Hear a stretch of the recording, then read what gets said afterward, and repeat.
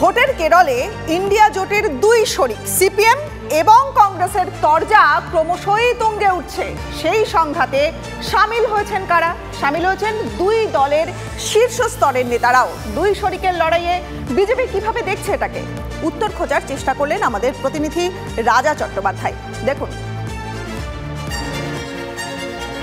Jasmine দেশে যদাচার। বাংলা ও কেরলে বাম কংগ্রেসের সম্পর্কে কথা বলতে গেলে এর থেকে উপযুক্ত শব্দ বোধহয় নেই। বাংলা যখন সেলিম অধীর কাঁধে কাঁধ মিলিয়ে হাঁটছেন, কেরলে তখন রাহুল বিজয়নরা একে অন্যের দিকে ফোঁস করছেন। কেরালার মুখ্যমন্ত্রী পিনারাই বিজয়নকে কেন প্রধানমন্ত্রী জেলে পুরছেন না, দুদিন আগে সেই প্রশ্ন তুলেছেন রাহুল গান্ধী।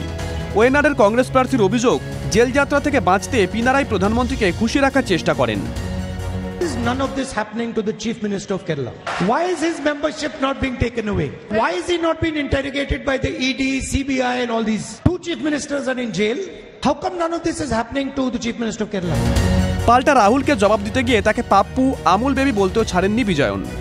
রাহুলের ঠাকুমা ইন্দিরা গান্ধীর দেশে জরুরি অবস্থা জারি করে বাম নেতাদের 1.5 বছর কারাবন্দী করেছিলেন বলেও মন্তব্য করেন বিজয়ন। केरल के मुख्यमंत्री ने जो शाहजादे को सुनाई है, मैं भी कभी ऐसी भाषा नहीं बोलता हूं, ऐसी भाषा बोली है उन्होंने साथी को। ये हाल है उनका। আসলে দুটো দল যতই ইন্ডিয়া জোটের শরিক হোক, কেরলে রাজনৈতিক বাস্তবতায় সিপিএম ও কংগ্রেসের সাপে নেউলে সম্পর্কের মূলে। রাজ্যের 20টি আসনেই বাম কংগ্রেস জোর লড়াই হচ্ছে। কংগ্রেসের বিরুদ্ধে সিপিএম এবং সিপিআই সব আসনে প্রার্থী দিয়েছে। ওয়েনাডে রাহুলের বিরুদ্ধে প্রার্থী করা হয়েছে সিপিআই এর সাধারণ সম্পাদকের স্ত্রী অ্যানি রাজাকে। Madam, what is your target this year? I am contesting here as the candidate of Left Democratic Front. I am contesting here to win the election. How do you see the prospects of winning the election? Because last time Rahul ji won with a margin of 4,31,000 votes. In democracy, that doesn't matter. The majority doesn't matter. Even if it is for one vote, that is victory. Here, the people have received me well, and the people have great hope in me because of the disappointing performance of Mr. Rahul Gandhi. Kerala কংগ্রেসের নেতাদের পাল্টা বক্তব্য, কেরলে বিজেপির সঙ্গে তলে তলে আঁতাত রয়েছে বামেদের। LDF, BJP understand and Wayanad. Independence, UDF and Congress. কেরালায় বাম কংগ্রেসের এই কুস্তি আর বাংলায় দু দলের দোস্তি নিয়ে প্রায়ই কটাক্ষ করেন তৃণমূল সুপ্রিমো। কংগ্রেস সিপিএম তো কেরালাতেও লড়াই করছে।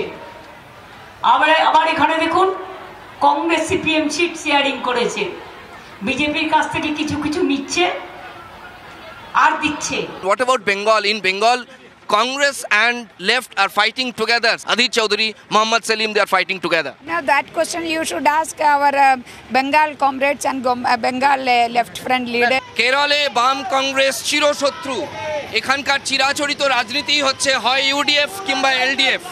কিন্তু এবারের যেটা লোকসভা ভোটে ইউনিক বিষয়, এখানে কংগ্রেস এবং বাম পরস্পরের বিরুদ্ধে লড়ছে, অথচ তারা দুজনেই ইন্ডিয়া জোটের শরিক। মোদিকে তারা চ্যালেঞ্জ জানাচ্ছে। It's a big mockery and sarcasm. No hugging in Delhi, fighting in Wayanad. So why they are contesting each other? People are asking. Is it a bit peculiar? India friends are fighting each other. No, this is a shadow fight actually. No relevance for LDF, UDF fight in Kerala.